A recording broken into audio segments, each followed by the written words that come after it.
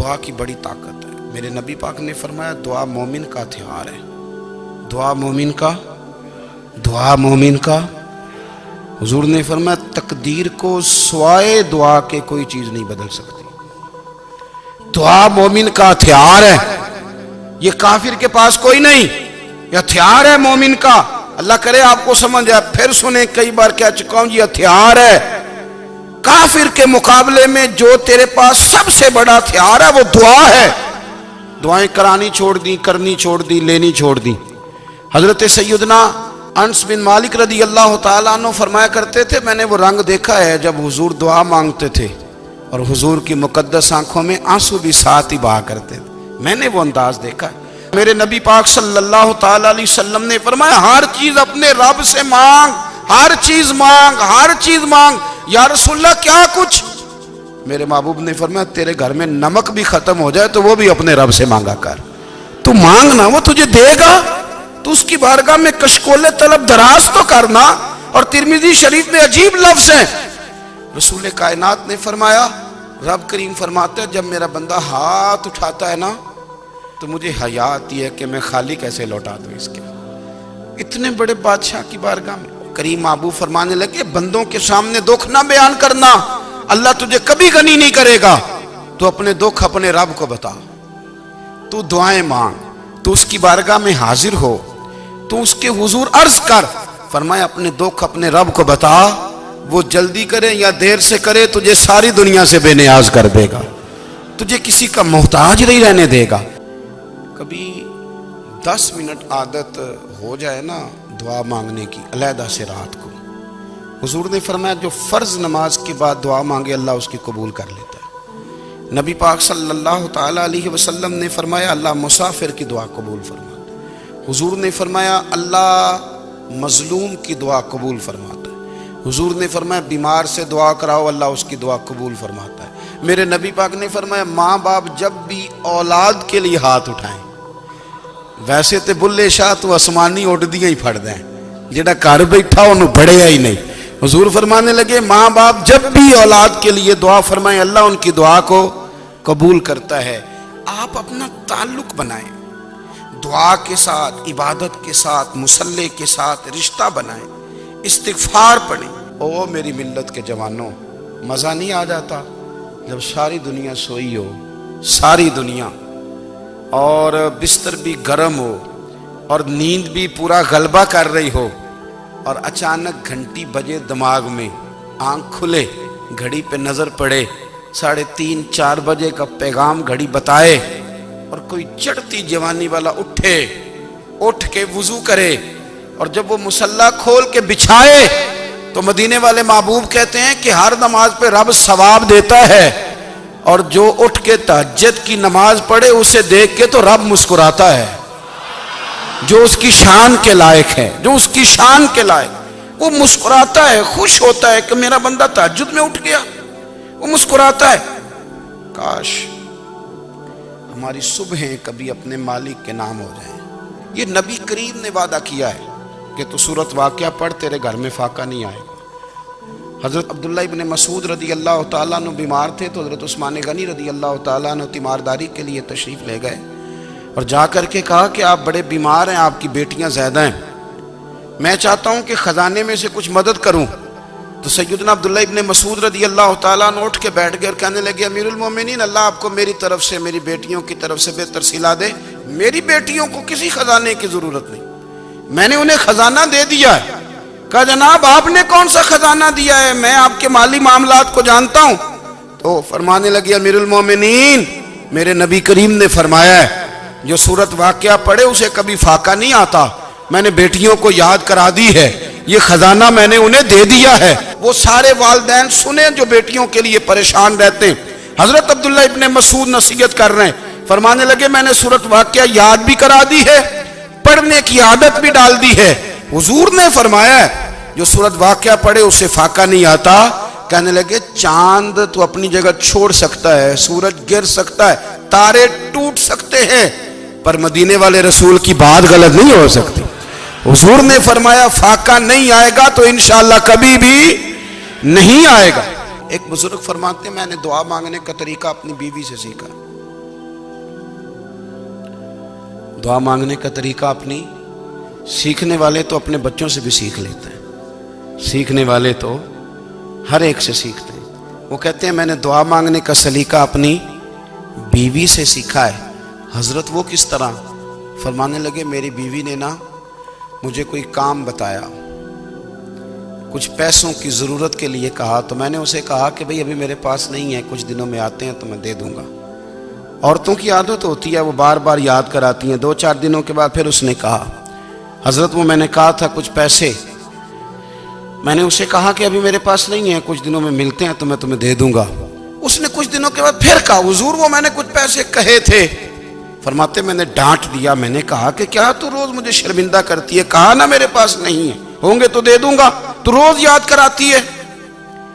فرماتے ہیں اس نے پہلے تو میری ڈانٹ کو سہا، پھر میرے سخت جملوں نے اس کی آنکھوں میں آنسو پیدا کر دیے، پھر اس نے اپنے آنچل میں اپنے اس دکھ کو سمیٹا، اور پھر اس نے ایک جملہ کہا تو میں رو پڑا، اور مجھے اپنے رب سے مانگنے کا طریقہ آ گیا۔ مجھے کہنے لگی حضرت جی آپ نے ڈانٹ دیا، میں نے سہ لیا، پر آپ ہی میرے شوہر ہیں، بتائیں نا آپ سے نہ کہوں تو میں کس سے جا کے کہوں۔ فرماتے ہیں میں رو پڑا، اور میں کھل کے رویا، اور میں تڑپ کے رویا، اور پھر میری سسکیاں بند گئیں۔ تو مجھے کہنے لگی آپ کو کیا ہوا؟ میں نے کہا مجھے بھی دعا مانگنی آ گئی ہے۔ جب میں اسے کہوں گا نا اللہ تو ہی میرا رب ہے، میں تجھ سے نہ کہوں تو میں کس سے جا کے کہوں؟ میں کیوں کسی بندے سے سوال کروں؟ میں کیوں کسی دنیا دار سے کہوں؟ میں تیرے بندوں کا، نیک بندوں کا وسیلہ لے کے، تیرے محبوب کی غلامی لے کے تیری بارگاہ میں آیا، تجھ سے نہ مانگوں تو کس سے مانگوں؟ سمجھ آ گئی ہے؟ جب میں اس رنگ میں مانگوں گا تو پھر رب میرے اوپر بڑا ہی فضل فرمائے گا، وہ میرے اوپر بڑی رحمت کرے گا، وہ میرے لیے آسانیاں کرے گا۔ عزیز دوستو، ہم اس طرح کرنے لگ گئے ہیں کہ ہم نے نا اپنے تعلقات پر اعتماد کرنا شروع کر دیا ہے۔ میرے تعلقات بہت ہیں، ہم نے اپنی دولت پر اعتماد کرنا شروع کر دیا ہے، میرے پاس دولت بہت ہے۔ ہم نے اپنے علم پر، اپنی شہرت پر اعتماد کرنا شروع کر دیا ہے کہ میرے پاس فلاں چیز بہت ہے۔ یاد رکھنا جب بے نیاز اپنی صفت بے نیازی دکھاتا ہے تو بڑی بڑی دولتوں والے مجبور نظر آتے ہیں۔ بھائیو جب انسان کا رشتہ اپنے مالک کے ساتھ ہوتا ہے پھر تو غم بھی کچھ نہیں کہتے، پریشانیاں بھی کچھ نہیں کہتی، پھر تو زندگی صبر والی، پھر تو زندگی توکل والی، پھر تو زندگی بھروسے والی، پھر انسان اپنے آپ کو رسوا نہیں کرتا، دنیا داروں سے امیدیں اس کی ختم ہو جاتی، امیدیں اللہ رسول سے لگا لیتا ہے، مضبوط ہو جاتا ہے، مضبوط، طاقتور ہو جاتا ہے، خوددار ہو جاتا ہے، باوقار باعزت ہو جاتا ہے۔ حضرت بہلول دانا رحمت اللہ علیہ بیٹھے تھے تو ہارون رشید حج کر کے آ رہا تھا، تو رستے میں حضرت شیخ سے ملاقات ہو گئی، تو السلام علیکم کے بعد کہنے لگا حضور کوئی حکم ہو تو بتائیے گا۔ تو حضرت بہلول دانا فرمانے لگے تیرا رب کون ہے؟ اس نے کہا اللہ۔ تو فرمایا میرا کون ہے؟ کہا اللہ۔ فرمانے لگے تو بڑا ہی بیوقوف ہے، کیا تو یہ سمجھتا ہے کہ رب ہارون رشید کو تو دے گا اور بہلول دانا کو بھول جائے گا؟ تیرا بھی وہی رب ہے، میرا بھی وہی رب ہے، اس نے اگر تجھے دے کے آزمایا ہے تو ہو سکتا ہے مجھے نہ دے کے آزما رہا ہو، جب اس کی حکمت کے تقاضے ہوں گے تو عطا کرے گا اور دے گا، تو جا اپنا کام کر۔ بھائی اپنی روحانی زندگی، اپنی عبادات، اپنے وظائف، اپنے روزمرہ کے معاملات، اپنی دعائیں، اپنا استغفار، دیکھو کوئی مشکل کام تو نہیں، 2 رکوع ہیں سورہ واقعہ کہ اگر رات کو پڑھ لی جائے تو۔ میں کس طرح یہ بات بیان کروں کہ تعویذ بانٹنا آسان ہے اور وظیفہ بتانا مشکل ہے۔ سارا دن تعویذ بانٹیں تو لوگ لینے کو تیار ہیں، اور اگر آپ وظیفہ بتائیں تو کہتے ہیں تو مشکل کام ہے۔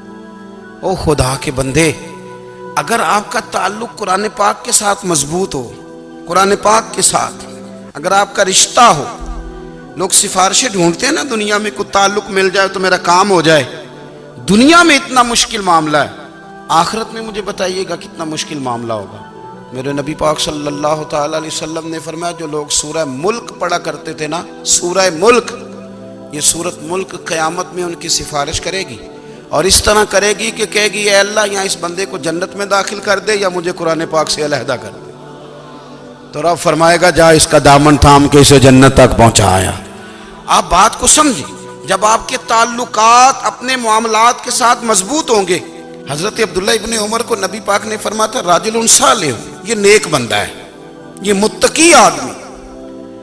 حضرت عبداللہ ابن عمر رضی اللہ تعالیٰ عنہ سیدنا فاروق اعظم رضی اللہ تعالیٰ عنہ کے صاحبزادے ہیں، اور ان کی ہمشیرہ سیدہ حفصہ رضی اللہ تعالیٰ عنہ حضور کی زوجہ محترمہ. ایک دن اپنی ہمشیرہ سے کہنے لگے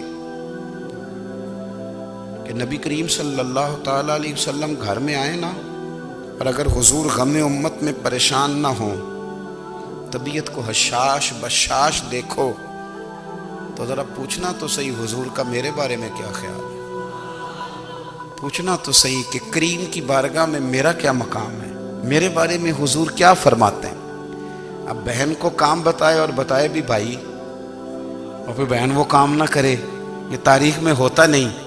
حضرت عمر فاروق رضی اللہ تعالیٰ عنہ کی صاحبزادی ام المومنین رضی اللہ تعالیٰ عنہ فرماتی ہیں کہ میں تو بس منتظر تھی. انہوں نے تو کہا تھا نا کہ اگر تم حشاش بشاش دیکھو تو بات کرنا، لیکن حضور تشریف لائے، میری باری تھی، میرے گھر تشریف لائے، کھانا پیش کیا تو فوراً میں نے عرض کی حضور ایک بات پوچھنی تھی. تو حضور نے فرمایا پوچھئے. میں نے عرض کی حضور میرے بھائی عبداللہ ابن عمر کے بارے میں آپ کا کیا خیال ہے؟ نوجوانوں میری بات پہ غور کرنا، میرے بھائی کے بارے میں آپ کا کیا خیال ہے؟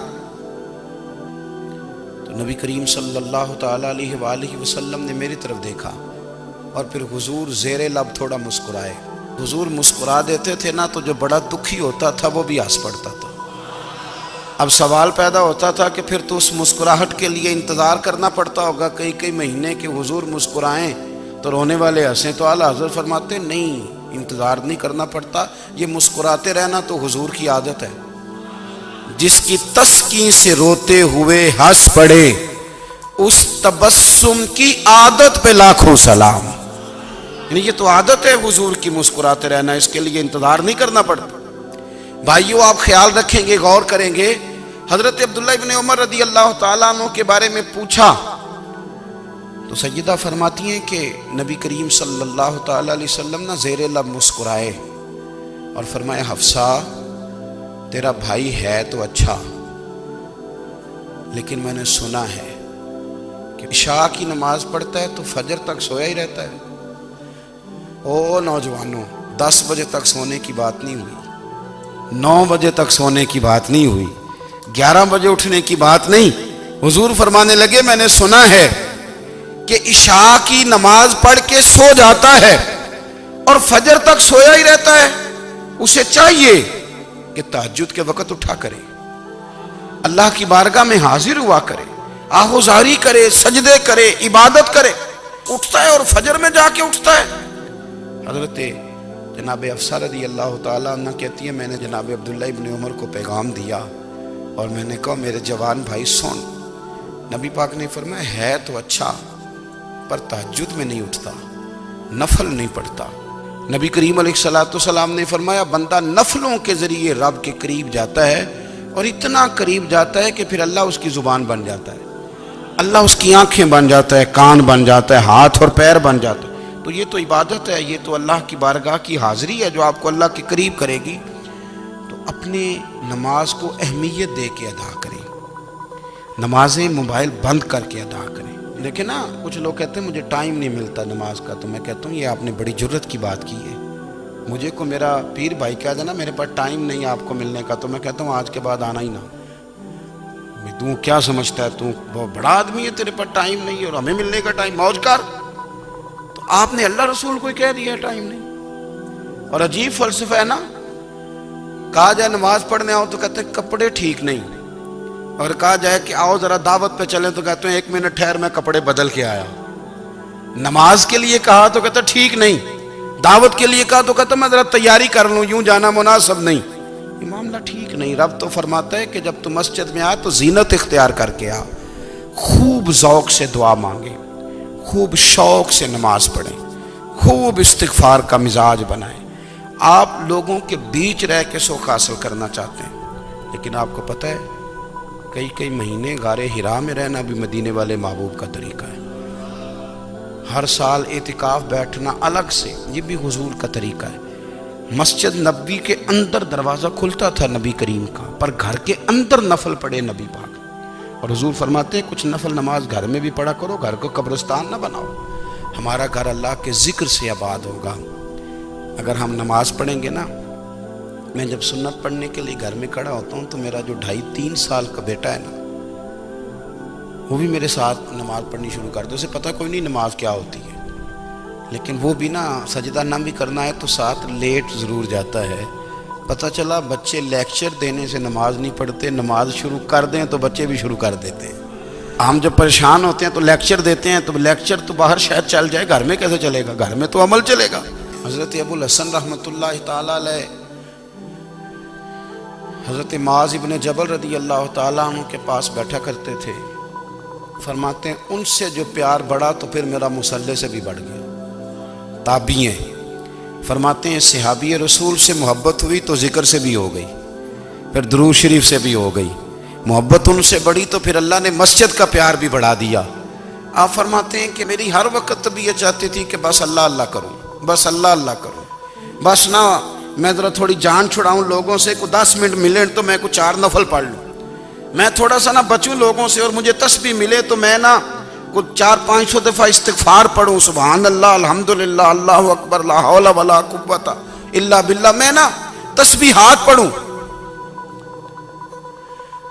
فرماتے ہیں کہ بچے تھے گھر میں 6-7، غربت تھی، کام ملتا کوئی نہیں تھا، اور میں کام چور نہیں تھا، کام ڈھونڈتا تھا، پر اللہ کی قدرت کے کام نہیں ملتا تھا۔